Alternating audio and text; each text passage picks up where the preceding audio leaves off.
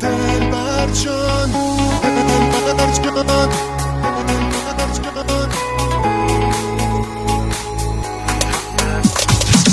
به تو دلم خوش دلبر جان، چشات منو میکشه دلبر جان. یه کاری کن منم آروم شم، آره همین حالا وقتشه دلبر جان.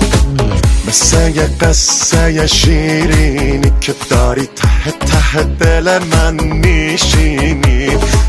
نگاه تو بر ندار از چشمام، آخه تو که داری حالمو میبینی.